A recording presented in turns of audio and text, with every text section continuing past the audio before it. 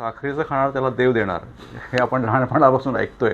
तितकंसं काही खरं नाही आहे. मुळात साखर हे अर्थात मधुमेहाशी निगडीत आहे, संबंधित आहे.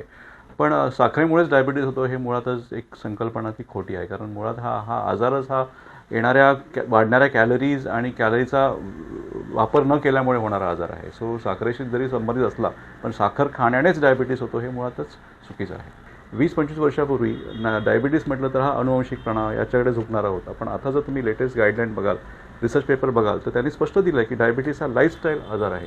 अमेरिकन लोक आहेत, युरोपियन लोक आहेत, त्या लोकांना जो 50-60 नंतर उद्भवतो तो आपल्या लोकांमध्ये 40च्या आत उद्भवतो. सो हा फरक आहे की 10 ते 15 वर्ष अलीकडे डायबिटीस उद्भवतोय आणि तो यंग लोकांमध्ये दिसून येतोय. आणि आपल्याला गरज नाही की किलोग्रॅममध्ये वाढवायला हवं. पोटाचा घेर इंचेसमध्ये जरी वाढला तरी डायबिटीस येतोय. क्लासिफाय करूया डायबिटीस हा प्रकार. मुळात आता आपण ज्याबद्दल बोललो, हा ओबेसिटी रिलेटेड डायबिटीज जो आहे हा मुळात 95% जनतेमध्ये दिसून येतो. किती? 90 to 95%. आणि ह्याला आपण टाईप 2 डायबिटीस म्हणतो. ओके. असं समजा की तुम्ही माझे पेशंट आहात आणि तुम्हाला मला काउन्सिल करायचं, तर मी तुम्हाला कसं सांगेन की अरे साहेबा, डायबिटीस हा एक 4 चाकाची गाडी आहे. त्यातलं एक चाक औषध आहे. ते चाक कुठले असू शकतं, ॲलोपॅथी, आयुर्वेदिक, होमिओपॅथी, युनानी, काही, पण ते एकच चाक आहे. ओके. सो असं समजू नका की ॲलोपॅथीच्या गोळ्या घेतल्या की डायबिटीज निघून जाईल किंवा माझा आयुर्वेदावर फार विश्वास आहे ते मी चाक लावतो. पण बाकीच्या चाकांचं काय? आहार, व्यायाम आणि मेंटेनन्स. सो हे 4ही चाकं हवी आहेत. तुम्ही काय चॉईस तुमचं आहे, पण इतर चाकं सुद्धा सिलेक्ट करा.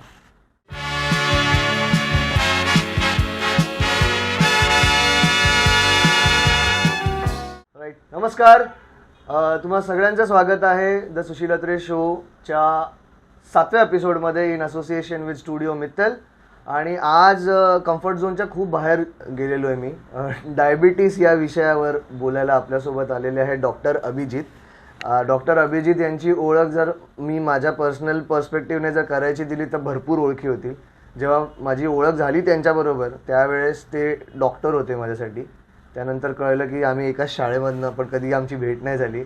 त्याच्यानंतर ते माझे मोठे भाऊ आणि मोठे मित्र झाले. थँकफुली कधी बुली नाही केलं मला, सिनियर करतात तसं. But he has been kind of a mentor, friend, मसीहा बोलू शकतो मी in different difficult times. So thank you so much. He is a diabetologist and welcome to the Sushil Atre show. मी ओळख करून देण्यापेक्षा थोडक्यात तुम्ही तुमचं बरंच काही बोललायस माझ्याबद्दल. थोडक्यात सांगतो. मी doctor Abhijit Jadhav, physician and diabetologist. मुंबईतच मोठा झालो आहे आणि मुंबईतच प्रॅक्टिस करतो. आणि माझा विषय हा डायबिटीज रिलेटेड सारे आजार, मेटाबॉलिक सिंड्रोम, ओबेसिटी, थायरॉइड आहे. सो प्रश्न भरपूर आहेत. काही प्रश्न व्यवस्थित आहेत, काही प्रश्न एकदम लहान मुलासारखे आहेत. तर मी माझ्या ऑडियन्सच्या पर्स्पेक्टिव्हने जर विचार केला तर मी तसेच विचारेन की एखाद्या लहान मुलालाही जे प्रश्न पडू शकतात तेही विचारेन. अगदी अगदी. आणि जे थोडंफार सुज्ञता आली त्यानंतर जे प्रश्न पडू शकतात तेही विचारेन. जरूर. सर्वात पहिलं, लहानपणापासून मी जे ऐकलेलं आहे, हे जे मिथ आहे किंवा हे सत्य आहे, हे मला सांगा. अरे जास्त साखर नको खाऊ, डायबिटीस होईल. किती गोड खाशील तुला डायबिटीस होईल. आणि मी अशी पण लोक बघितले जे इतकं गोड खातात, माझे बाबा. बट ही थँकफुली ही त्यांना डायबिटीस नाहीये. तर ह्याचं गणित काय आहे, साखर आणि डायबिटीस? साखरेचं खाणार त्याला देव देणार हे आपण लहानपणापासून ऐकतोय. तितकंसं काही खरं नाही आहे. मुळात साखर हे अर्थात मधुमेहाशी निगडीत आहे, संबंधित आहे. पण साखरेमुळेच डायबिटीज होतो हे मुळातच एक संकल्पना ती खोटी आहे. कारण मुळात हा आजारच हा येणाऱ्या वाढणाऱ्या कॅलरीज आणि कॅलरीचा वापर न केल्यामुळे होणारा आजार आहे. सो साखरेशी जरी संबंधित असला पण साखर खाण्यानेच डायबिटीस होतो हे मुळातच चुकीचं आहे. एक्सेसिव्ह कॅलरीज म्हणजे जी माझी टोटल एनर्जी एक्सपेंडिचर आहे, जे माझा नेसेसिटी आहे, तराजू आहे. तुम्ही जास्त खाताय आणि त्याचा वापर करत नाही आहात आणि त्याचं रूपांतरण शेवटी कॅलरीमध्ये होतं आहे आणि त्याचं रूपांतरण फॅटमध्ये होतं आहे. सो हे फॅट म्हणजेच ओबेसिटी. ओबेसिटी हा आजार तुम्हाला लठ्ठपणाकडे घेऊन जातो आणि लठ्ठपणा वाढला की मधुमेहाचं प्रमाण वाढतं. थोडक्यात जर बघायला गेलं ते जे आपले आजी आजोबा बोलायचे की बाबा चाल थोडासा, या वेळेत एवढंच खा, ह्या ज्या गोष्टी होत्या त्याच तुम्हाला हेल्प करतात. अगदी अगदी. गेल्या 20 वर्षांमध्ये काय झालेलं आहे बघा तुम्ही. तर लठ्ठपणाचं प्रमाण हे प्रत्येक वयात वाढू लागलं आहे. केवळ वयस्कर लोकांमध्ये नाही तर मध्यमवयीन लोकांमध्ये, 40शीमध्ये, आणि आता ते आजकाल तर लहान मुलांमध्ये, 10 वर्षाच्या आतल्या मुलांमध्ये. आपण तर शाळेतली मुलं बघाल तर शाळेतून जेव्हा बस बाहेर निघते किंवा बस सुटते तेव्हा 20% मुलांचे पोट, कंबर, गाल हे तुम्हाला नक्कीच लठ्ठपणाकडे दिसतात. आणि महाराष्ट्रामध्ये मुंबईमध्ये सध्याचं लठ्ठपणा लहान मुलामध्ये 20% आहे. ओके. 20% हा मोठा प्रमाण झाला आणि हा जर 20% ही जर मुलं जेव्हा तरुण वयात येतील तो लठ्ठपणा हा कॅरी करतील आणि 30मध्ये 50-20मध्येच त्यांना डायबिटीस होईल. सो ह्याचं मूळ हे केवळ खाण्यापिण्याच्या सवयी आणि लठ्ठपणा याच्याशीच निगडीत आहे. 20-25 वर्षापूर्वी डायबिटीस म्हटलं तर हा अनुवंशिकपणा याच्याकडे झुकणारा होता. पण आता जर तुम्ही लेटेस्ट गाईडलाईन बघाल, रिसर्च पेपर बघाल, तर त्यांनी स्पष्ट दिलं आहे की डायबिटीस हा लाईफस्टाईल आजार आहे. म्हणजे ज्या राहणीमानातले बदल घडत आहेत, जीवनमान बदलत चाललं आहे, त्यातून उद्भवणारा हा आजार आहे. मग जर भारताबद्दल विचार केला तर सध्या भारतामध्ये डायबिटीसची काय स्थिती आहे ओके. आणि भारत हा नंबर 1 कंट्री का झालाय डायबिटीस? एक तर भारत हा पहिल्यापासून नंबर 1 कंट्री होता बऱ्याच गोष्टींमध्ये आणि त्यामध्ये लोकसंख्या, कारण आपली भारताची लोकसंख्या जगात सर्वात मोठ्या प्रमाणात आहे. त्याचं कारण आपला मध्यमवयीन वर्ग वाढत चालला, त्यामुळे ती लोकसंख्या वाढते. पण महत्त्वाचं आपले जे जीन्स आहे, ज्याला आपण जनुक म्हणतो, ही आपल्या उपखंडातून आलेली आहे, ज्याला आपण एशियन फिनोटाईप म्हणतो. सो एशियन फिनोटाईप्सचा आपण जर विचार केला रेट्रोस्पेक्टिव्हली 75 वर्षापूर्वी जेव्हा ब्रिटिशांनी आपल्यावर राज्य केलं त्यावेळेस फूड स्कार्सिटी होती आणि मग इंडस्ट्रियलायझेशन झालं, त्यातून मग फूड ॲबंडन्स झाला आणि त्यातून मग ओबेसिटी हा प्रकार येत गेला. आणि आपण इंडियन जे आपण आहोत ते आपण थिन फॅट इंडियन आहोत. What is thin fat? Thin fat म्हणजे आपले हातपाय बारीक आहेत, आपला वजनाचा काटासुद्धा 70-80च्या पुढे जात नाही, पण प्रत्येक भारतीय स्त्री पुरुषाचा कमरेचा घेर, पोटाचा घेर हा वाढत गेला आणि त्याला ही संकल्पना आली थिन फॅट इंडियन्स. सो हे थिन फॅट इंडियन्स हे सगळे आपण भारतीय पुरुष महिला लोक 25 नंतर, लग्न झाल्यानंतर, जॉब लागल्यानंतर ओबेसिटीकडे झुकू लागतो आणि त्यामुळे तो diabetes as compare to Caucasian group, म्हणजे जे अमेरिकन लोक आहेत, युरोपियन लोक आहेत, त्या लोकांना जो 50-60 नंतर उद्भवतो तो आपल्या लोकांमध्ये 40च्या आत उद्भवतो. सो हा फरक आहे की 10 ते 15 वर्ष अलीकडे डायबिटीस उद्भवतोय आणि तो यंग लोकांमध्ये दिसून येतोय आणि आपल्याला गरज नाही की किलोग्रॅममध्ये वाढवायला हवं. पोटाचा घेर इंचेसमध्ये जरी वाढला तरी डायबिटीस येतोय. सो हा आपला एकतर अनुवंशिकता आहे आणि ही जीन्स आपले ना, ज्याला मी थ्रिफ्टी जीन्स म्हणतो, जे गेल्या 25-40 वर्षामध्ये बदलत चालले. थ्रिफ्टी जीन्स म्हणजे काय?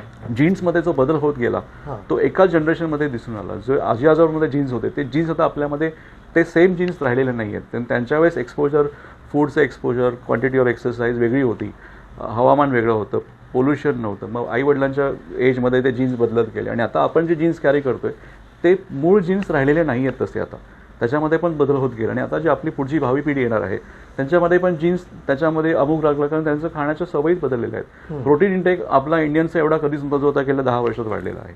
फॅट कंटेंट तेवढा जास्त नसतो. हे protein intake, fat content in the food हे तुमच्या जीन्सला प्रभावित करतात आणि जीन्समध्ये ते बदल होत जातात. ते 10 वर्षात 15 वर्षात ते दिसून येतात. सो याला मी थ्रिफ्टी जीन्स थिअरी म्हणतो, जी आपल्या एशियन पूर्ण उपखंडामध्ये, भारतीय उपखंड किंवा आपला देशच नव्हे तर पाकिस्तान, श्रीलंका, ब्रह्मदेश, इवन म्यानमार, हा सगळा प्रकार ह्या उपखंडामध्ये मोडतो, ज्यामुळे भारतीय वंशाचे सगळे आपण जे लोक आहोत त्या भारतीय वंश लोकांमध्ये डायबिटीस आणि सतत सलग आजार हे आता वाढत जात आहेत. म्हणजे जिथे ब्रिटिशांनी कॉलोनायझेशन यस.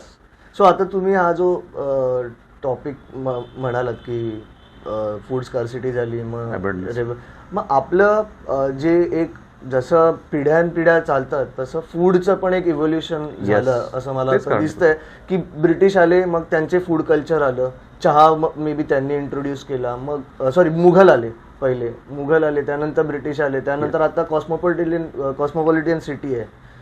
ग्लोबलायझेशनमुळे आपण त्यांचे बर्गर इंडियनाइज करून खातोय. सो ह्यामुळेही हा फरक तसाच्या तसा गेला का? भरपूर. आणि अजून एक त्याच्यामध्ये ऍड करायचं आहे की पॅरलली जर आपण विचार केला की जे फूड कल्चर चेंज झालं आणि जे आपलं फूड कल्चर होतं ते काय होतं, ते कुठलं फूड कल्चर आपलं तसंच राहिलं असतं तर कदाचित हा प्रॉब्लेम झाला नसता. ह्याच्यावर पण जर if you can throw some light. याच्यामध्ये एक मोठी रजिस्ट्री झालेली आहे, पायमा इंडियन्स. पायमा इंडियन्स म्हणजे आपण इंडियन नव्हे, जे native American, central America, north अमेरिकामध्ये होते. जसे आपण भारतीय वंशाचे लोक, आपण आधी भारतामध्ये होतो, मग मुघल्स आले आणि ब्रिटिश आले. त्या ठिकाणी सुद्धा नेटिव्ह अमेरिकन्स तिथे कंदमुळं खाणारी, वनस्पतीवर जगणारी जमात होती. जेव्हा तिथे कॉलोनायझेशन त्या ठिकाणी झालं अमेरिकन लोकांचं, सो त्यांच्या सवयी अमेरिकन लोकांनी, नेटिव्ह अमेरिकन लोकांच्या सवयी बदलल्या गेल्या, बरोबर, त्यांच्यावर लादल्या गेल्या आणि मग त्यांच्यामध्ये जो प्रकार झाला त्याची मोठी रजिस्ट्री आहे. अख्ख्या जगामध्ये ती रजिस्ट्री पायमा इंडियन रजिस्ट्री म्हणून वापरली जाते डायबिटीसचा अभ्यास करण्यासाठी, की डायबिटीस कसा इव्हॉल्व झाला, कसे बदल होत गेले. तर तेच आपण सुद्धा भारतीय खोरे त्याच प्रकारात मोडतं. आणि त्याचं मूळ कारण आपल्या खाण्यापिण्याच्या सवयी आणि आपण जे आधी तृणधान्य म्हणा, कडधान्य म्हणा, नंतर मग जो गहू हा प्रकार आला, मग मका हा प्रकार आला, आणि मग शेवटी हरित क्रांती आपल्या भारतामध्ये झाली. कारण जेव्हा ब्रिटिश सोडून गेले तेव्हा आपल्याकडे फूड स्कार्सिटी होती. सो हरित क्रांती जेव्हा आली, गव्हाचा प्रकार नॉर्थ इंडियामध्ये खास करून हरियाणा, पंजाब या ठिकाणी मोठ्या प्रमाणात गहू पिकवला गेला. नंतर मग शुगर केन फॅक्टरीज आपल्या महाराष्ट्राच्या पट्ट्यामध्ये आल्या. सो या ठिकाणी काय होतं की समजून घ्या की खाण्यामध्ये शर्करा, डायरेक्ट शर्करा, इनडायरेक्ट शर्करा ही तुमच्या रोजच्या आहारात येऊ लागली. म्हणजे पूर्वी गहू हा तुम्हाला रेशनिंग दुकानावरच मिळायचा होता. ओके. तो आता गोरगरीब सुद्धा तो घरपोच, सरकारच तुम्हाला रेशनिंगचा गहू, चांगला प्रकारचा गहू तुमच्या घरी पोचवत आहे काही न करता. सो हा जो प्रकार केला 25 वर्षामध्ये किंवा 40 वर्षामध्ये झाला आहे की ज्याच्यामध्ये तुमचे कार्बोदक जेवणातली वाढली, प्रथिनं पण वाढली. प्रथिनांचं क्वालिटी नाही वाढली, पण प्रथिनं तुम्ही जी घेताय ती काय क्वालिटी प्रथिनं नाही आहेत, पण डेफिनेटली तुमचे कार्बोदकं वाढली. आणि फॅटचं प्रमाण आता डायरेक्टली इनडायरेक्टली, बिकॉज आता हॉटेलिंग एवढं कॉमन झालेलं आहे. पूर्वी हॉटेलिंग हा प्रकार वर्षातून कधीतरी होत असावा, किंवा मला आठवतं की माझे बाबा महिन्यातनं एकदा कधीतरी हॉटेलला घेऊन आता जायचे. स्विगी आणि झोमॅटो तुमच्या मोबाईल ॲपवर आल्यानंतर अगदी शाळेतलं मूल सुद्धा बाबाकडून मला बर्गर हवा आहे, मला पिझ्झा हवा आहे, मला फिश चिप्स हवे, आणि हे डेली झालं आहे. लोकांसाठी ते ॲक्सेप्ट करून टाकलं. आणि खास करून कोविड काळामध्ये खाण्यावरचा फोकस अतिशय वाढलेला आहे. प्रत्येकाच्या घरामध्ये यूट्यूब रेसिपीज बनत आहेत आणि अजूनही चालूच आहे ते. सो हा सगळा इव्हॉल्युशन, याला आपण फूड इव्हॉल्युशन म्हणू शकतो. आणि त्याच्यामुळे हा स्पिन ऑफ झाला आता डायबिटीस. आता याचा वेग आता एवढा प्रचंड आहे की पुढच्या 25 वर्षामध्ये करंट जर आपण इंडियन, तुम्ही मगाशी विचारलं की भारताच्या लोकसंख्येप्रमाणे डायबिटीसचं प्रमाण हे 11%, 12% होतं, ते आता अचानक 25%वर घसरलं. आणि हे मी मेट्रोबद्दल बोलत नाही, हे मी रुरल ॲज वेल ॲज अर्बन दोन्ही टायरच्या सिटीजमध्ये हा प्रमाण 25%वर घसरलेला आहे. So that is a harsh reality. माझा तो पुढचा प्रश्न होता की तुम्ही कसं बघता सिटीमध्ये, तुमचा सर्कल असेल मे बी, कोण तुमचे कलिग्स असतील Equal आहे. फ्रेटर्निटीमध्ये रुरल मधनं असतील, तर तुमचं जेव्हा कॉन्व्हर्सेशन होतं तेव्हा कॉमन टॉपिक्स काय असतात इन टर्म्स ऑफ सिम्टम्स, की त्यांना काय वाटतं की रुरलमध्ये काय काय गोष्टींमुळे होतोय. बिकॉज माझं असा अंदाज आहे, ऑन ग्राउंड रियालिटी मला नाही माहिती, की जेवढं बाहेरचं खाणं आपल्या सिटीमध्ये होतं तेवढं कदाचित ग्रामीण भागात होत नसेल. मी टियर 3 सिटीजच्या पुढे म्हणतो, तेवढं होत नसेल तेवढ्या प्रमाणात. आणि मग जर आपण ठाणे मुंबईचा विषय घेतला किंवा दिल्लीचा किंवा बँगलोरचा, ह्याच्या अगेन्स्ट मी म्हणतोय की लेट्स थिंक अबाउट जळगाव किंवा जळगाव मधलं एक, आपण अजून आत जाऊयात, चंद्रपूरला जाऊयात किंवा गडचिरोलीला जाऊयात, तिथे अजून आत गेलो तर तिथे एवढं नसेल असं मला वाटतं. खरं आहे, त्यात तथ्यच आहे का रिमोट खेड्यांमध्ये अजूनही तेवढं इंडस्ट्रियलायझेशन, तेवढं शहरीकरण गेलेलं नाही आहे. तर त्या ठिकाणी अजूनही ते त्या लोकांची राहणीमान हे अजूनही निसर्गाशी निगडीत आहे. शेती करणारी डायबिटीस तिकडे कमी आहे. पर्सेंटेज वाईज तुम्ही म्हणाल तर 10%हून कमी आहे. कारण अशी भारतातली काही खेडी आहेत की तिथे पर्सेंटेज फारच नगण्य आहे. पण ती आता खेडी राहिलेली नाही आहे. त्यांचं सुद्धा हळूहळू दळणवळणाची साधनं वाढल्यामुळे, आउटरीच वाढल्यामुळे आता त्यांचं पण रूपांतरण छोट्या छोट्या शहरांमध्ये होऊ लागलं आहे. सो हे खरं तर हे घडणारच आहे, हे काळाचा महिमा आहे तो. पण प्रत्येकाला, आणि बरेचसे जे महत्त्वाचं, हा विषय तिथेच आहे, ते खेड्यातली जनतासुद्धा आता शहराकडे वळू लागली आहे. सो त्यामुळे भले तो खेडूत असला, तो आता खेडूत राहिलेला नाही आहे, पण त्यालासुद्धा ती चटक लागलेली आहे खाण्यापिण्याच्या सवयींची. त्यामुळे जर तो खेड्यात गेला तर तो शारीरिक आजार तो घेऊन खेड्यात जाऊन तिथे वास्तव्य करेल. बरोबर. सो हे सगळं आता इव्हॉल्युशनचा प्रकार झालेला आहे. आता आपण लहान मुलांबद्दल बोलूयात, कारण मी आधी एका ठिकाणी राहायचो, माझ्या बाजूला जे नेबर होते त्यांचा 10 वर्षाचा मुलगा होता, त्याला डायबिटीस डिटेक्ट झाला. हे प्रमाण हे अनुवंशिक आहे किंवा आपण काय फॅक्टर आहे त्याच्यामध्ये क्लासिफाय करूया डायबिटीस हा प्रकार. मुळात आता आपण ज्याबद्दल बोललो, हा ओबेसिटी रिलेटेड डायबिटीस जो आहे, हा मुळात 95% जनतेमध्ये दिसून येतो. किती? 90 to 95%. आणि ह्याला आपण टाईप 2 डायबिटीस म्हणतो. ओके. जसं पूर्वी ह्याला अनुवंशिक म्हणत होतो आपण, त्याला तो आता आपण लाईफस्टाईल डिसऑर्डर म्हणतो. किती प्रमाण आहे? 95%. 2% पेशंट आम्ही ओव्हरऑल इयर बघतो, ते सगळी लहान मुलं आहेत, जी वयाच्या 10च्या आतली, कधी कधी 20च्या आतली असतात. अचानक ती आजारी पडतात, त्यांना ICUमध्ये ॲडमिट केलं जातं, डायबिटीस डिटेक्ट होतो, सुरुवातीपासून इन्सुलिन चालू केलं जातं. सो त्याला आपण आधी सुरुवातीला इन्सुलिन डिपेंडंट डायबिटीस म्हणायचं, IDDM.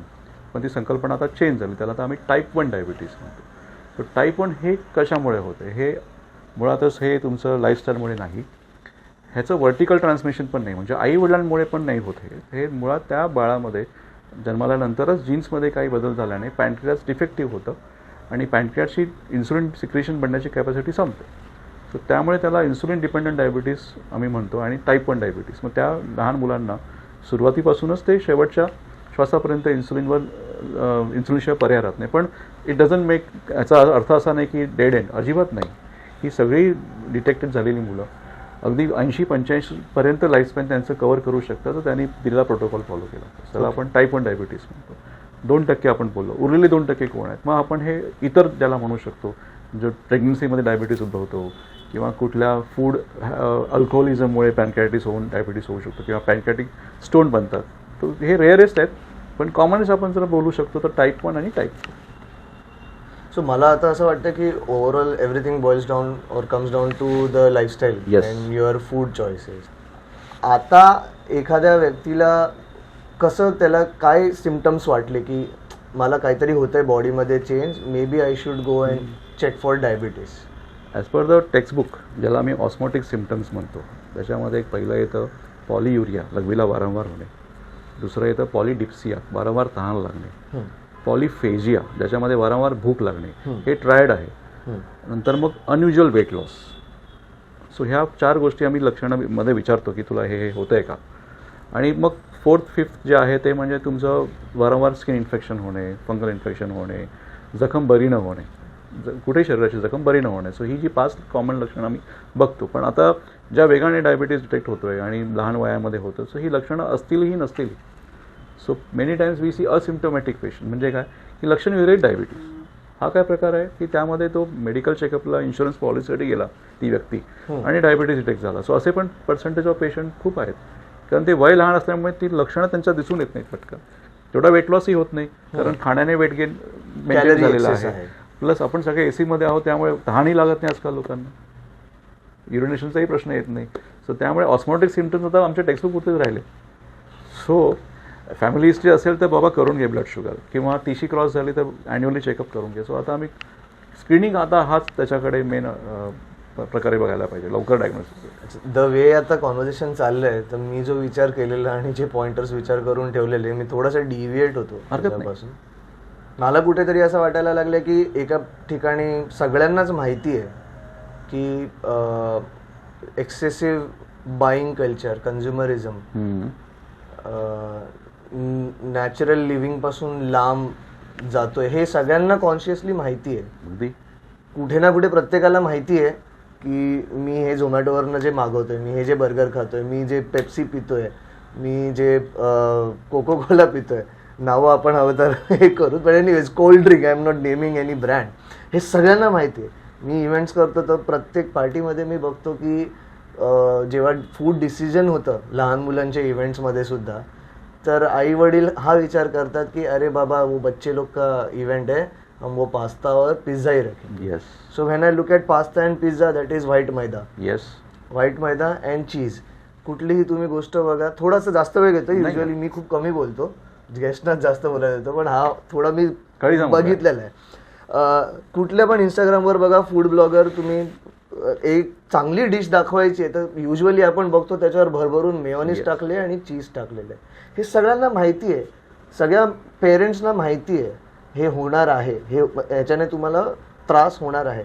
मग तरी पण हे असं का चालू आहे आपल्याकडे? आणि आपण कन्झ्युमरिझमच्या इथून इतकं का असं? इथे मराठीमध्ये आपण एक औटुका ग्रंथी आहे तिथे, पिट्युटरी ग्लँड. सो इथे आपलं भुकेचं सेंटर आहे, भुकेचं, हां, भूक लागण्याचं सटायटी सेंटर ज्याला आपण म्हणू शकतो. सो तिथे आपण ट्रेनिंग देतो आपल्याला की मला एखादी गोष्ट आवडली की ती गोष्ट अजून मला हवी आहे. मग ती कुठल्या प्रकारे असेल, भूक असेल, वासना असेल, काही असू शकतं. सो फूड ही प्रकारची एक वासनाच आहे.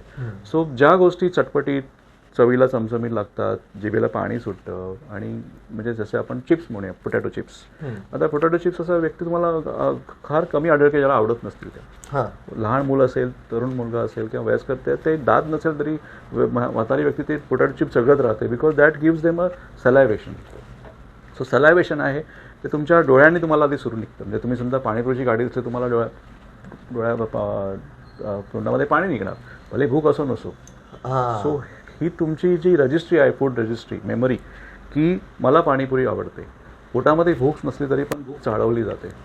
सो तुम्ही जे मगाशी म्हटलं की यूट्यूबवर आपण रेसिपी बघतो, त्यामध्ये मेयोनीज टाकलं जातं, त्याने आपण ते खात नसतो, पण आपण ते इमॅजिन करतो की yes, I can have that. So जे तुम्हाला जे सलायवेशन होतं हे सगळे तुमचे हे टिपिकल फूड्स आहेत जे तुम्ही जर ज्वारीची भाकरी दाखवली तर कुणाला तोंडामध्ये पाणी येईल यूट्यूब व्हिडिओवर, पण तेच तुम्ही जर पराठा दाखवला मक्खन डाल के, सो प्रत्येकाला ते इमॅजिन व्यक्ती करू लागतो आणि ती खाण्याची भावना उत्पन्न होते. आणि संध्याकाळी पराठा बनवायचा इथून सुरू होतं, रेसिपी बनवायची म्हणजे बनवायची. सो हे सगळं फूड ट्रेनिंग आहे, फूड रजिस्ट्रेशन आहे आणि आपली मेमरीमध्ये ते रजिस्टर झालेलं असतं. आणि मुलांना पास्ता आणि पिझ्झाच का आवडतो, कारण त्यांनी लहानपणी तेच पहिली वस्तू टाकलेली असेल आणि त्यामुळे त्यांची उडी ती पास्ता आणि पिझ्झावरच बनणार.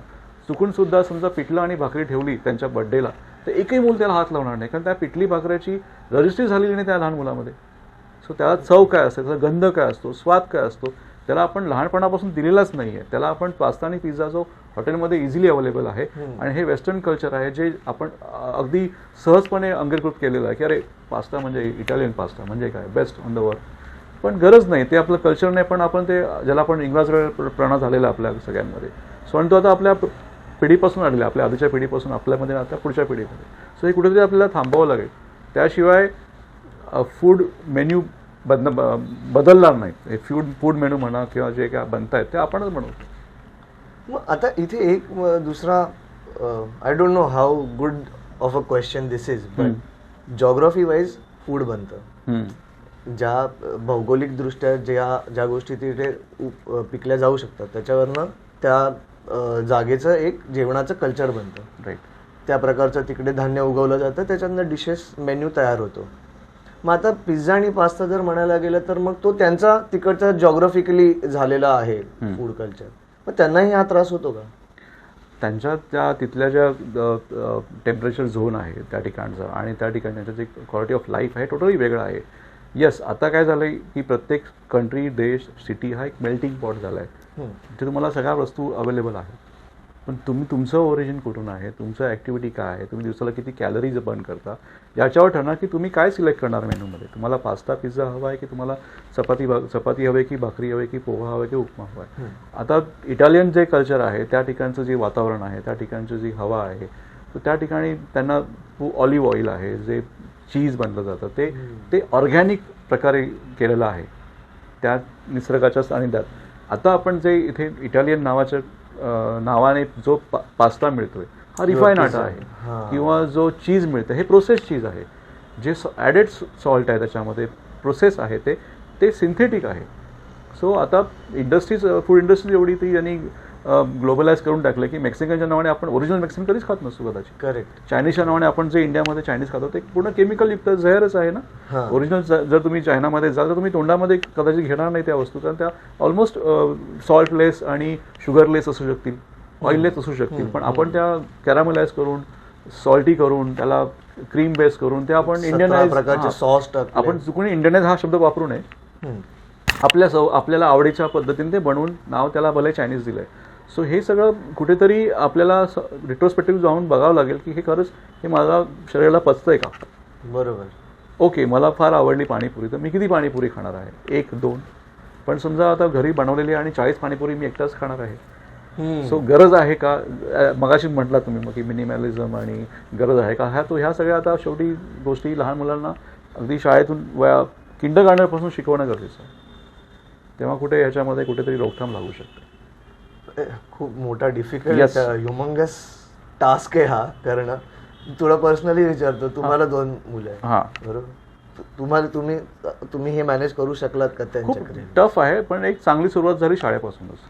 कारण किंडरगार्टनमध्ये असल्यापासून आता जे मुंबईतल्या स्कूलचं किंवा सगळीकडच्या स्कूल आहेत तर ते चांगले फूड हॅबिट्स, त्यांच्या टिफिन हॅबिट, ते बी टिफिनमध्येच ते आधीपासूनच इन्स्ट्रक्शन्स आहेत की आम्हाला ह्या गोष्टी टिफिनमध्ये. माझं हे म्हणणं आहे की जेव्हा तुमच्या मुलांनी कधी हट्ट केला की मला पिझ्झाच खायचा किंवा पास्ताच खायचा, तर त्यांना तुम्ही ती सवय, ते जे सवयी ॲज अ पालक म्हणून कशा ॲज अ पालक म्हणून आपण त्यांना प्रत्येक गोष्ट देण्याचा प्रयत्नच करतो ज्यांना जे आवडतं, पण त्यासुद्धा मर्यादेमध्ये दिल्या गेलेल्या आहेत आतापर्यंत.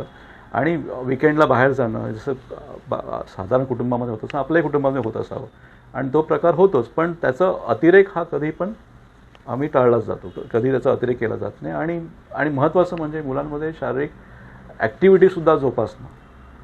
ओबेसिटीचं कारण केवळ खाणं हे नाही आहे, तर शारीरिक श्रमांचा अभावही आहे. आणि मुलांच्या केसमध्ये शारीरिक खेळ, मैदानी खेळ आणि काहीतरी स्पोर्ट्स ॲक्टिव्हिटी ज्या रेग्युलर बेसिसवर असतील, फुटबॉल असेल, क्रिकेट असेल, जुडो कराटे असतील, स्विमिंग असेल, हे जर तुमच्या मुलांमध्ये तुम्ही सुरुवातीपासून बिनवलं तर त्यांनी जरी खाल्लं तर त्यांचं जे वय आहे ते कॅलरी बर्न करण्याकडे झुकतं लगेच. बरोबर. सो त्यांचे स्नायू वाढत आहेत, त्यांची उंची वाढते, त्यांचे बोन्स वाढत आहेत आणि अशा वेळेस त्यांच्या कॅलरी जरी इंटेक जास्त असल्या आणि कॅलरी एक्सपेंडिचर पण असेल तर ते इक्वली बॅलन्स होतं. प्रॉब्लेम कुठे येतो जेव्हा ते मूल 12 वर्षाचं होतं, प्युबर्टीमध्ये येतं. सो प्युबर्टीमध्ये हार्मोनल चेंजेस जेव्हा मुलांमध्ये आणि मुलींमध्ये होतात आणि तेव्हा जर कॅलरी एक्सपेंडिचर जर बॅलन्स नाही केलं तर प्रॉब्लेम होतो. तुम्ही बघा 10 वर्षाच्या आतली मुलं जी ॲक्टिव्ह आहेत ते सगळंच पचवतात, पण एकदा शाळेचा अभ्यास वाढला, क्लासेस वाढले की मग ओबेसिटी एकदम स्पिन ऑफ होते. ती म्हणजे वयाच्या शाळेतल्या 9वीच्या 10वीच्या वर्षामध्ये, आणि मग ती ओबेसिटी खास करून मुलींमध्ये जास्त प्रमाणात बघायला मिळते कारण हार्मोनल चेंजेस, प्युबर्टी सुरू होते. सो तिथे पालकांचं थोडंसं जास्त फोकस असणं आणि तिथे त्यांचा रिफाईन वस्तू कमतंत करणं. म्हणजे एखादं माझा छोटा मुलगा आहे 8 वर्षाचा, तर त्याने जर कोल्ड्रिंकचा हट्ट केला तर मी त्याला एखाद्या वेळेस कोल्ड्रिंक देईन, त्याला पिऊ देईन सुद्धा, तुला किती प्यायचं. पण माझा मोठा मुलगा आता 14 वर्षाचा आहे, त्याला मी कोल्ड्रिंकला हात लावून देणार नाही. हा फरक तुम्ही ॲज अ पालक म्हणून केला पाहिजे की त्याचं ते आता वय नाही राहिलेलं की ज्याच्यामुळे तो कॅलरी एवढ्या बर्न करेल. सो आता ही फीस, आणि as I said now he is training himself, he glue to the cold drink right now 14 age. So probably he will consume more than what 8 year old too. Correct. हा जो बदल आहे हा प्रत्येक पालकाने अगदी सबकॉन्शियसली केला पाहिजे की कुणाला काय द्यायचं आणि किती द्यायचं आणि किती वेळा एक्सपोज करायचं. म्हणजे जे नॅचरल फॉर्ममध्ये येत आहे त्या गोष्टी तुम्ही कन्झ्युम करा, ज्या प्रोसेस होत आहेत त्या जेवढ्या कमी होतील तेवढ्या कमी आणि करा. आता मी हा फरक का केला कारण शेवटी कस्टमायझेशन फार महत्त्वाचं आहे. तुम्ही कुणाला काय देताय. एखादं अंडरवेट व्यक्ती, मूल आहे, लहान मूल आहे, तर त्याला तुम्ही कदाचित ओव्हर फीडिंग करू शकाल सुद्धा, पण त्याच्यामध्ये सुद्धा क्लास प्रोटीन पाहिजेत, कार्बोहायड्रेट्स कमी पाहिजेत. कारण आजकाल आयांचं काय होत आहे की त्यांना लहान मूल थोडं तरी बारीक दिसलं किंवा अंडरवेट दिसलं की त्याला ते ओव्हर फीडिंग करतात. बरोबर. मग ते ओव्हर फीडिंग करताना त्यामध्ये शास्त्रीय बॅकग्राऊंड नसतं. मग त्याला ते ओव्हर फीडिंग करताना गोडधोड जास्त खायला घालणं, तुपाच्या वस्तू जास्त खायला घालणं, किंवा त्याला जे आवडतं तेच त्याला खायला घालणं. त्याला पिझ्झाच आवडतं, मी रोज पिझ्झा देईन मग त्याला. सो हा प्रकार आम्ही बघायला मिळतोय खास करून लहान मुलांमध्ये जी अंडरवेट बघायला मिळतात. आणि अजून एक कन्सेप्ट आहे ज्या प्री मॅच्युअर डिलिव्हरी होतात, हा पण विषय थोडा टच करूया कारण आजकाल प्री मॅच्युअर डिलिव्हरीज आणि IVF हा प्रकार बऱ्यापैकी वाढत चालला आहे. सो ही जी बाळं आहेत मातेच्या गर्भामध्ये असतानाच काही जेनेटिक्समध्ये त्यांचं अंडरवेट राहतात ती, आणि ही सगळी बाळं वयामध्ये येताना त्यांचं वेगाने स्पर्टिंग होतं, वेट गेन होतं. सो जे काही प्री मॅच्युअर बेबी आहेत, अंडरवेट बेबीज आहेत, तर त्यांच्या आया ह्या सुरुवातीपासून मुमेंट ते बाळ हातात आल्यानंतर त्याला ओव्हर फीडिंग चालू करतात आणि ते बाळ ओबेसिटीकडे 10 वर्षाच्या आतच झुकतं. अजून लार्जर फॉर एज पण बेबीज आहेत की ज्या बाळांची वजनं 3.5-4 किलोच्या पुढे होती. So they have a natural tendency put on weight easily. Okay. So हे सगळं काउन्सिलिंग हे त्या डे 1 ऑफ डिलिव्हरीपासून व्हायला हवं, जेणेकरून हे आपला हा जो भविष्य आहे आपलं भारताचं, हे ह्या मुलांच्या हातात आहे. सो ह्यांच्यामध्ये त्यांच्या आईवडिलांच्या हातामध्ये आहे खरं तर सुरुवातीपासूनच. सो पहिली 10 वर्ष आईवडिलांनाच त्यांना आपण ट्रेनिंग द्यायला हवं की हे ओबेसिटी तुमच्या मुलांमध्ये कशी टाळता येईल. आता लहान मुलांबद्दल बोललो आपण, आता आपण ग्राफमध्ये एकदम वर जाऊया, टीनेजरबद्दल पण बोललोच. सिनियर सिटीजन्स, त्यांना जेव्हा डायबिटीसचा जो त्रास आहे त्या कॉम्प्लेक्सिटीज खूप वाढतात. असं पण होतं का की एकदम सिनियर म्हणजे त्या एजला पोहोचल्यानंतर कळलं की बाबा डायबिटीस आहे मला, किंवा आता डायबिटीस झाला आहे, किंवा पहिल्यापासूनच होता आणि आता त्या एजला पोहोचले, प्रॉबेबली लेट्स से 50 किंवा 60, काय प्रिकॉशन्स घ्यायला पाहिजेत, कसं त्यांची लाईफस्टाईल असली पाहिजे. म्हणजे कॉमन गोष्टी झाल्याच की जेवायचं आहे व्यवस्थित, खाणं व्यवस्थित असलं पाहिजे, पण त्याच्या अपार्ट फ्रॉम दॅट ज्या वयासोबत कॉम्प्लेक्सिटी वाढतात, सो डायबिटीस इन अ वे सगळ्याच गोष्टींना अफेक्ट करतो. Yes. So how do they handle it आणि काय टिप्स असतील? कॉमनली हे जे क्लास आहे हा अबोव 50 पकडू शकतो आपण त्यांना, आणि ज्यांच्यामध्ये डायबिटीसचं प्रमाण बऱ्यापैकी आहे. इनफॅक्ट आजही 100 पेशंट जर मी बघितले त्यातले 60% पेशंट मी या वयातलेच बघतो, कारण ह्यांचा आजार हा 10 वर्ष, 15 वर्ष, 20 वर्ष पण असतो. सो ह्या सगळ्या व्यक्तींना ब्लड प्रेशर असू शकतो, मधुमेह तर आहेच, कोलेस्ट्रॉलचे प्रॉब्लेम असतात, किडनी आणि हार्ट रिलेटेड एपिसोड पण झालेले असतात. सो 50% 50च्या व्यक्तींना हृदयरोग आणि किडनीचा आजार असू शकतो. आता सुरुवातीपासून जर साखर जर आपण केलं तर ह्या बाकी सगळ्या गोष्टींकडे दुर्लक्ष होऊ शकतो. सो ह्यांचं आपण एक टॉप टू बॉटम आपण स्क्रीनिंग सुरुवातीपासून आम्ही करत जातो, कारण ब्लड प्रेशरच्या गोळ्या घेत आहेत, कोलेस्ट्रॉलच्या गोळ्या घेत आहेत, किडनी और हार्ट रिलेटेड आहेत. सो ॲन्युअल स्क्रीनिंग फार महत्त्वाचं आहे. आणि आता चाइल्डहूड ओबेसिटी आपण म्हटलं तर इथे पण सुद्धा ओबेसिटी आहे. अच्छा. कारण मुळातच ट्रंकल ओबेसिटी हेच कारण होतं आणि अनुवंशिकता आईवडिलांकडून आलेली. सो इथे सुद्धा टार्गेटेड वेट लॉस दिला जातो की 5% का होईना, 10% का होईना, किलोग्रॅममध्ये वेट लॉस केला किंवा इंचेस सर्कम्फरन्शियल लॉस करा. आता पण इथे रिव्हर्सल डायबिटीस होऊ शकेल, हा विषयाचा मुद्दा आहे. पण शक्य हां. सो या लोकांना कोमॉर्बिडिटीज आहेत, तर कोमॉर्बिडिटीजसोबत कसं पॉझिटिव्हली जगता येईल. आणि कोमॉर्बिडिटी म्हणजे हा ज्या blood pressure, diabetes, heart disease हे काल आपण म्हणजे पॅकेज आहे ना एक. ओके. एक बास्केटमध्ये त्यांच्या बास्केटमध्ये बऱ्याचशा गोष्टी ठेवल्या आहेत. सो एक वस्तू निघडून चालणार नाही की मला केवळ डायबिटीज आहे, मी ब्लड प्रेशरच्या गोळ्या खाणार नाही. बरोबर. सो ह्याला आपण कोमॉर्बिडिटीज म्हणू. सो त्यांना त्यासोबत कसं पॉझिटिव्ह जगता येईल आणि कॉम्प्लिकेशन विरहित जगता येईल. कॉम्प्लिकेशन्स काय, तर तुम्हाला कॉमनली रेटिनोपॅथी, कॅट्रॅक्ट हे 10 ते 15 वर्ष नॉन डायबेटिक लोकांच्या आधीच होतं. सो एखाद्या व्यक्तीला जर 75मध्ये कॅट्रॅक्ट होत आहे, तर ते 55-60मध्ये डायबेटिक व्यक्तीला होतं. बरोबर. रेटिना जो आहे, नेत्रपटल, त्याला सहसा काही इजा होत नाही नॉर्मल व्यक्तींमध्ये, पण रेटिनोपॅथीला जाळं येणं ज्याला आपण म्हणतो रेटिनोपॅथी, ते डायबेटिक पेशंटमध्ये कॉमन आहे. याच्यामध्ये विजन लॉसही होतो आणि जो इरिव्हर्सिबल असतो. मग तिथे इंजेक्शन घेणं किंवा लेझर थेरपी घेणं हा प्रकार राहतो. मग हृदयरोग जो हा प्रकार आहे, हा सुद्धा 15-20 वर्ष डायबेटिक पेशंटमध्ये लवकर होतो. एन्जिओप्लास्टी, बायपास होण्याचं प्रमाण इंडियन लोकांमध्ये, डायबेटिक व्यक्तीमध्ये जास्त प्रमाणात आहे. त्याचं कारणही आहे, मूळ कारण आपल्या अनुवंशिकतेशीच निगडीत आहे. कारण आपल्या ज्या रक्तवाहिन्या आहेत हृदयाच्या, त्या अतिशय निमुळत्या आहेत, बारीक आहेत. ओके. आणि त्याच्यामध्ये कॅल्शियम डिपॉझिशन लवकर होतं. सो हा एक भारतीय लोकांना दिलेलं एक थोडंसं आपण शापच म्हणू शकतो मिळालेला.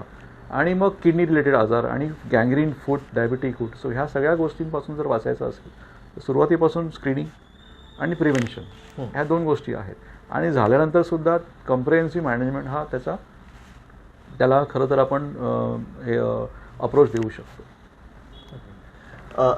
आता एखादा पेशंट येतो, तर आजपासून लेट्स से 8 ते 10 वर्षापूर्वी जी तुमची ट्रीटमेंटची प्रोसेस होती, की एक पेशंट आला, स्क्रीनिंग झालं, त्याचं टाईप 1, टाईप 2 डिटेक्शन म्हणजे डायग्नोसिस झाला आणि ट्रीटमेंट सुरू झाली.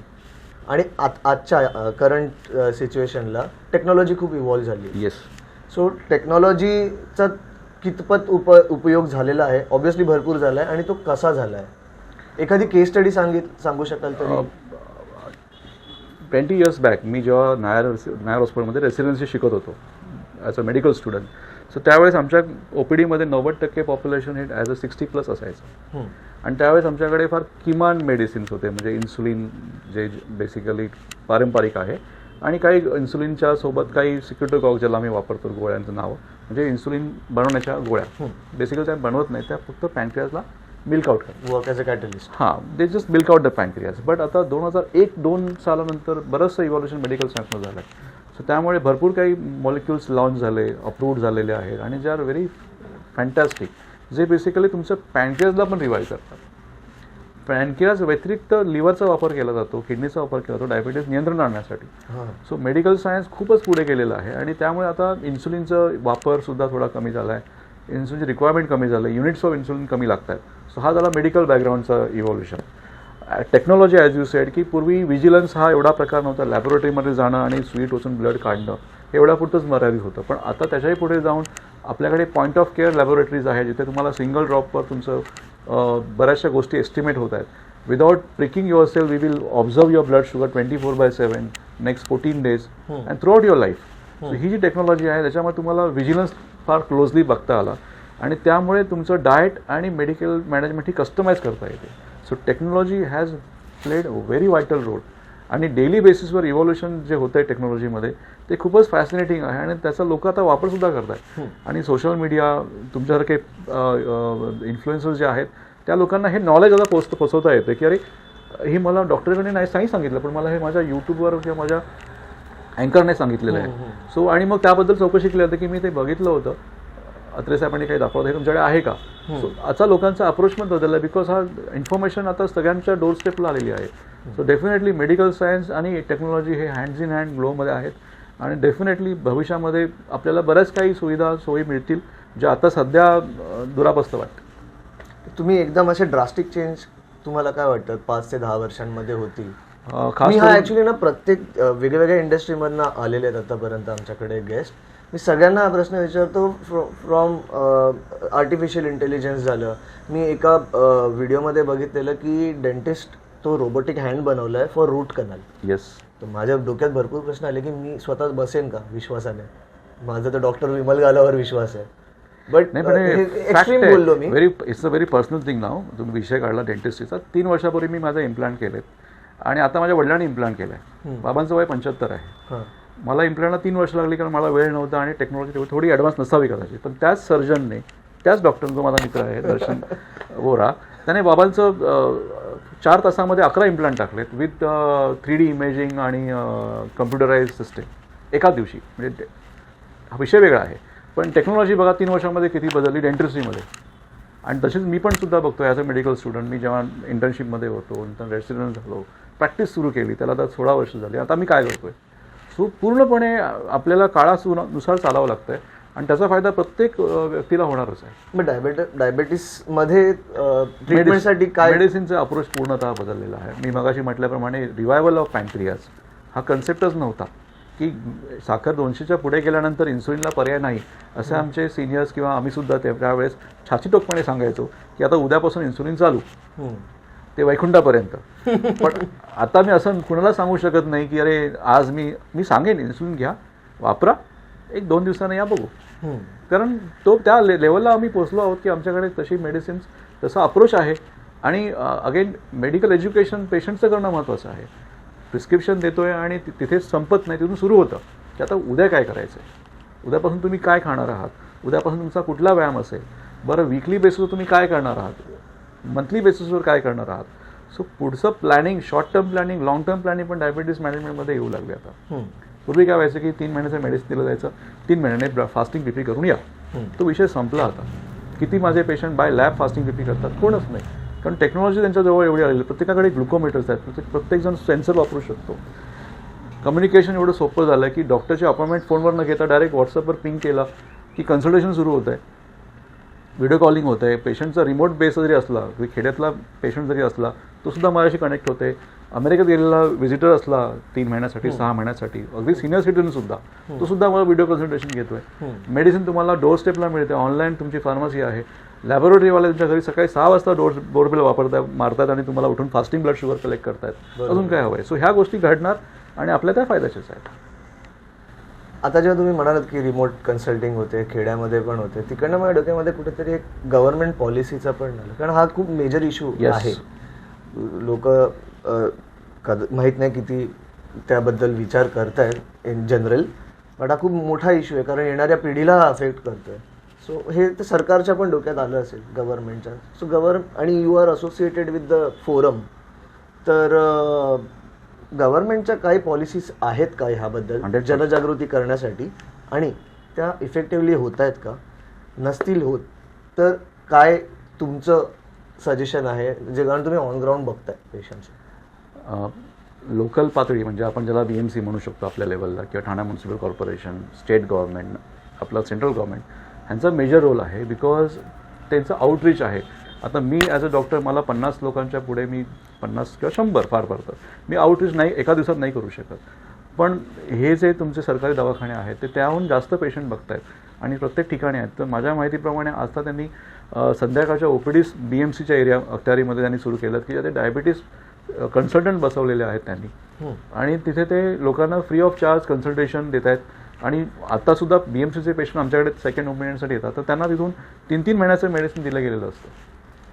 आणि जे मी प्रिस्क्रिप्शन देतो तेच मेडिसिन तिथेसुद्धा अवेलेबल आहे सरकारी डिस्पेन्सरीमधून. सो लोकांची कन्सेप्ट आता बदलायला हवी की सरकारी दवाखान्यामध्ये औषधं उपलब्ध नाही आहेत, असं मुळीच नाही. मी हा राजकारणाचा भाग सोडून द्या, पण गेल्या 25 वर्षामध्ये जेव्हा मी हॉस्पिटलमध्ये BMCच्या हॉस्पिटलमध्ये काम करत होतो आणि आतासुद्धा तेच पेशंटच्या माझ्याकडे येतात, तेव्हा बदल हा घडलेला आहे.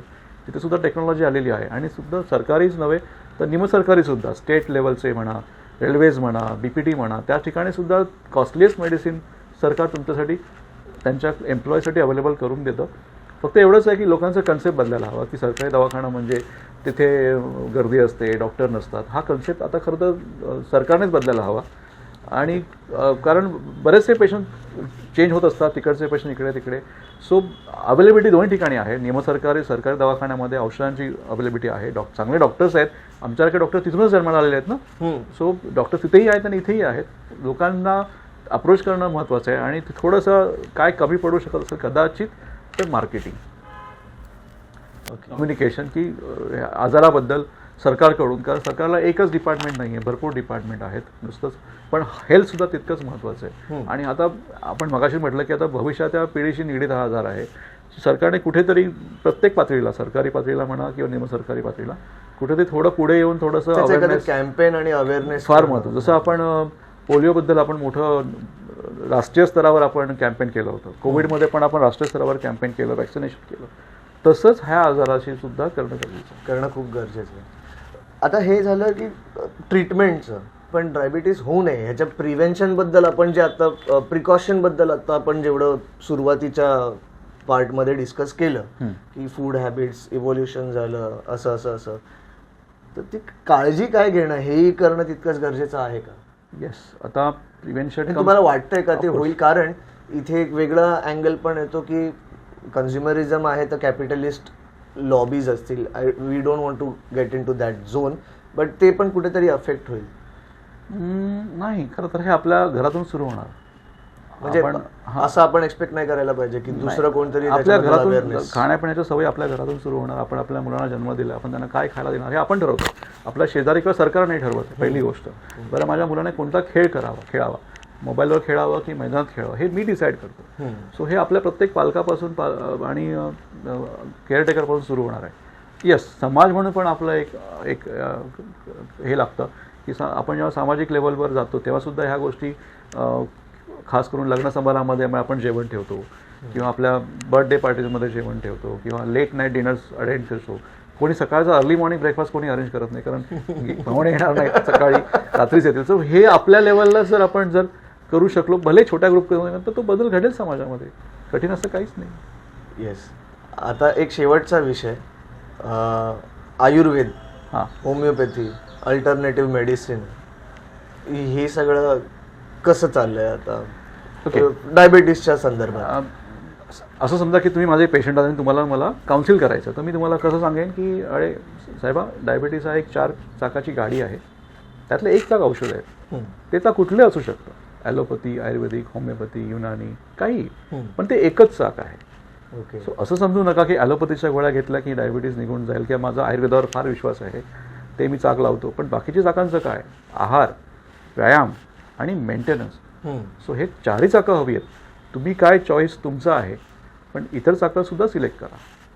सो मी इथे कॉन्ट्रॅडिक्ट नाही करणार की ॲलोपॅथी बेटर आहे, होमिओपॅथी बेटर नाही. तो विषय वेगळा आहे, तो विषय आजचा नाहीच आहे इथे.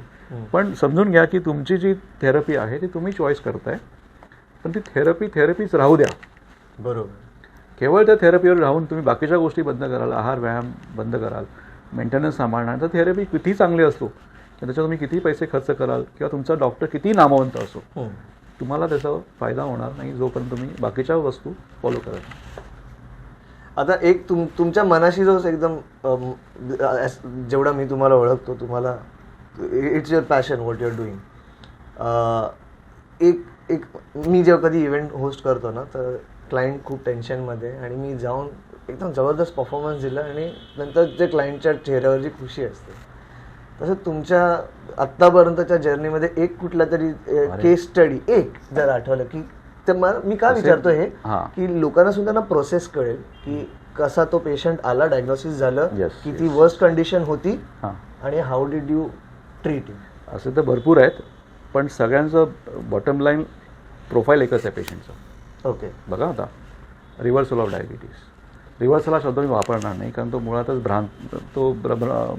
कन्फ्युजन करणारा आहे. आपण रेमिशन म्हणूया, जिथे मी गोळ्या चालू केल्या, मी इन्सुलिन सुरू केलं आणि मी आज ते इन्सुलिन आणि गोळ्या बंद केल्या. असे क्षण वारंवार येतात जेव्हा पेशंट लाईफस्टाईलला फॉलो करतो. ओके. जेव्हा माझ्याकडे 40-50च्या आतला पेशंट येतो, डायबिटीस भरपूर घेऊन येतो, ओबेसिटी असते, आणि त्याला मी काउन्सिलिंग करतो, ब्रेन वॉश करतो, 6 महिन्यामध्ये, वर्षभरामध्ये त्याच्या गोळ्या औषधं बंद होतात आणि मी डिक्लेअर करतो की तुला माझी आता गरज राहिलेली नाही. तो माझ्यासाठी अतिशय आनंदाचा क्षण असतो, कारण मी काहीतरी त्याच्या लाईफात पूर्णतः काहीतरी कुठेतरी चेंजेस करू शकलो. अदरवाईज जे क्रोनिक केसेस आहेत तिथे तर रडगाणं तर रोजच, रडगाणंच आहे ना ते एक प्रकारे, की तुम्हाला आयुष्य माझा चेहरा बघायचा आहे, आयुष्य माझ्या गोळ्या खायच्या आहेत आणि मग नंतर मी तुम्हाला ICU मध्ये ॲडमिट करेन. तर हे रडगाणंच झालं माझ्यासाठी. It is not a success. I mean very frank, me as a मित्र म्हणून बोलतोय. सो माझ्याकडे तुम्ही प्रश्न विचारला पॅशन आहेत काय, आय एम पॅशन अबाउट दिस, की मी माझ्या हाताने माझ्या गोळ्या बंद केल्या आहेत आणि मी डिक्लेअर केलं की आता तू माझी गरज राहिलेली नाही. आणि असेशन येतात, भरपूर येतात.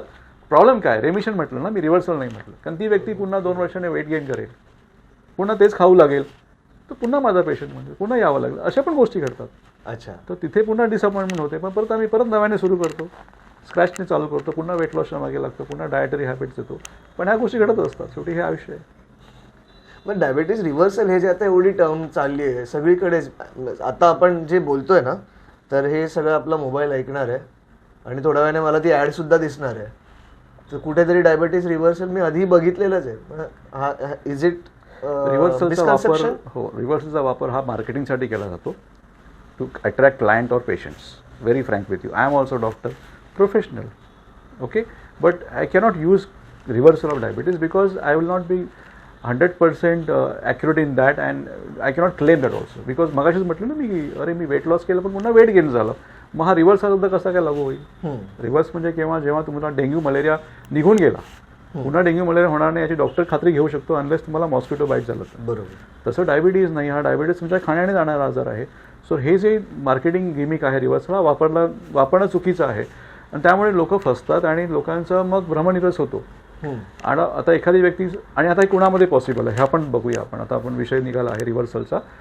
तर 75% पॉप्युलेशन हे ओव्हरवेट आणि ओबीज आहे डायबिटीजचं. तर ह्या सगळ्या पॉप्युलेशनने जर targeted weight loss, inches loss केला तर त्यांचं रेमिशन होऊ शकतं, त्यांना औषधं गोळ्यांची गरज लागणार नाही मगाशी म्हटल्याप्रमाणे. पण काही 25% पॉप्युलेशन आहे ज्यांच्या डायबिटीजचं स्पॅन मोठं आहे, 25 वर्षापासून डायबिटीज आहे, 20 वर्षापासून आहे, त्यांना किडनी आजार, डोळ्यांचे विकार, हृदयाचे विकार आहे, त्यांना इन्सुलिन घ्यावं लागतं. सो ह्यांच्यामध्ये स्वादुपिंड, जे मराठीमध्ये आपण म्हणतो पॅनक्रियास, हे पूर्णतः थकलेलं आहे. तर या लोकांनी जर लाईन लावली की माझा पण रिव्हर्स करा त्या 75% लोकांमध्ये, तर त्यांचा नंबर कधीच लागणार नाही. बरोबर. कारण त्यांनी हे ॲक्सेप्ट केलं पाहिजे की माझं पॅनक्रियास एक क्षीण झालेलं आहे आणि ह्याला इन्सुलिनला पर्याय नाही. येस, इन्सुलिनची रिक्वायरमेंट कमी होऊ शकते पण ते बंद नाही होणार, म्हणजेच रिव्हर्स होणार नाही.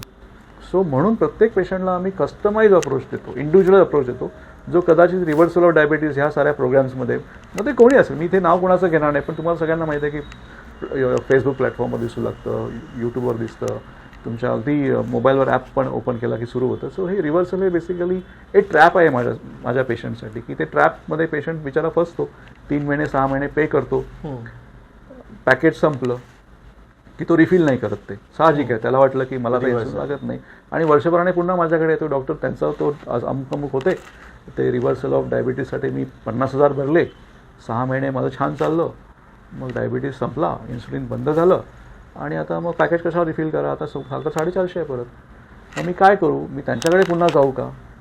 असे आलेत पेशंट, कॉमन रोजचाच कार्यक्रम आहे आमचा. सो असे बरेच पेशंट आहेत की जे त्याला बळी पडतात, की ज्यांनी खरं नाही जायला पाहिजे त्या ठिकाणी, पण आता त्यांना काय वाटतं की जर बाकी लोकांमध्ये सक्सेस होतोय तर माझ्यामध्ये पण होईल. सो ह्या सक्सेस स्टोरी 100पैकी 100 असू शकत नाहीत. बरोबर. त्या 50% 75% असतात. आणि मेडिकल सायन्स हे मिराकल नाही आहे. मेडिकल सायन्स हे बेसिकली इंडिव्हिज्युअलाइज आहे. भले आपल्याला सगळ्यांची ॲनाटॉमी सगळी सारखी असली पण प्रत्येकाचा हार्ट, लिव्हर, किडनी हे वेगळ्या स्टेजला आहे, हे ॲक्सेप्ट करा. सो रिव्हर्सल हा शब्द वापरूच नाही आपण कोणी, रेमिशन आपण वापरू शकतो. एक मी नेहमी बघितलेलं आहे की पिक्चरमध्ये पण दाखवायचे की विलनने पकडले आणि इन्शुलिन टाकायचं आहे. ते इन्शुलिनचं असं कॉन्सेप्ट, मिसकन्सेप्शन आहे झालेलं आहे की इन्शुलिन घ्यायला लागलं म्हणजे शेवटचं स्टेज. ह्याच्याबद्दल अजून तुम्ही सांगू शकाल? इन्सुलिन हा तुमचा हार्मोन आहे, नॅचरल हार्मोन, जो तुमचं पॅनक्रियाज बनवतो. ज्यांना डायबिटीज त्याच्यामुळे तो 100% कॅपॅसिटीने भरलेला आहे पॅनक्रियाज इन्सुलिनने. डायबिटीज होतो तेव्हा काय होतं की 50% कॅपॅसिटी थकलेली असते. सो त्यावेळेस आपण गोळ्यांचा वापर करतो आणि उरलेला इन्सुलिन वापर करतो. पण अशी स्टेज येते की ज्या ठिकाणी इन्सुलिन पुरेसं निघत नाही बाहेर. सो त्यावेळेस बाहेरून इन्सुलिन आउटसोर्स करणं फार गरजेचं असतं. ती कुठलीही कंडिशन असू शकते की पहिल्यांदा डायबिटीज कळाला आहे, साखर 450 आहे, त्यावेळेस इन्सुलिन दिल्याने साखर वेगाने खाली आणता येते आणि इन्सुलिन बंदही होतं. सो इन्सुलिन हे टेम्पररी सुद्धा वापरलं जातं. जेव्हा पेशंट आयसीयूमध्ये असतो तेव्हा साखर वेगाने खाली आणणं फार गरजेचं असतं. किंवा एखादी सर्जरी आहे, कॅटरॅक्ट सर्जरी आहे, बायपास आहे, त्यासाठी साखर खाली आणणं, नियंत्रणामध्ये आणणं. आणि काही केसेसमध्ये सुद्धा जेव्हा डायबिटीज 25 वर्ष झालेली आहेत आणि इन्सुलिनची कॅपॅसिटी आता संपत आली, त्यावेळेस सुद्धा इन्सुलिन देणं आणि मेंटेन करणं. सो इन्सुलिनचा वापर हा अशा वेगळ्या वेगळ्या स्टेजला केला जातो. पण इन्सुलिनचा वापर आला म्हणजे आता शेवटची स्टेज आहे का, हा मुळात मोठा गैरसमज आहे लोकांचा. आणि काही लोकांमध्ये फोबिया असतो. तो फोबिया कसला असतो की इंजेक्शनचा. कारण इन्सुलिन हे इंजेक्शनच दिलं जातं, त्याची काही अजून तरी गोळी आलेली नाही आहे. पण इन्सुलिनची जी निडल आहे ती इतर निडलपेक्षा खूपच बारीक आहे. समजा आपण जर कमरेवर टीटीचं इंजेक्शन घ्यायचं झालं तर त्याचं जे गॉज आहे ते 24-22 असतो. ती थोडी जाडसर सुई असते, ती दुखते खुपते. पण इन्सुलिनची सुई ही 32 गॉज आहे, केसापेक्षा बारीक आपण त्याला म्हणू शकतो. आणि टोचताना ती कळतही नाही. आणि त्या सुया वेगळ्या मटेरियलच्या असतात. सो हा मी मुद्दामून ह्यावर स्ट्रेस का करतो एवढं सगळं डिटेलमध्ये, की लोकांचे कन्सेप्ट क्लिअर व्हावे की इन्सुलिन हा जरी इंजेक्शन वाटे घेतला जाणारा प्रकार आहे, पण ते इंजेक्शनच वेगळं आहे. त्या बारीक सुया असतात, त्याचा वापर वारंवार करता येतो आणि पेनलेस आहे ऑलमोस्ट. सो इन्सुलिनबद्दल ज्या संकल्पना आता आपण काउन्सिलिंग दरम्यान आपण नेहमीच मोकळ्या करत असतो. म्हणजे जी फक्त स्किन पर्यंत जाते, जसं हिमोग्लोबिनचे It is घरी subcute. द्यायचे. It is subcute. The word is subcutaneous. So it goes only hardly 1 millimeter, 2 millimeter inside, and then तुम्ही पुश करता इन्सुलिन. ते पुश केल्यानंतर दुखतही नाही, खुपतही नाही, तिथे सूजही येत नाही, तिथे स्पिरिट कापूस लावायची गरजही नाही. आणि just leave it. So injection techniques हे आम्ही ओपीडीमध्ये शिकवतोच. पण मला हा मुद्दा महत्त्वाचा का वाटला, कारण लोकांचे गैरसमज दूर व्हावे.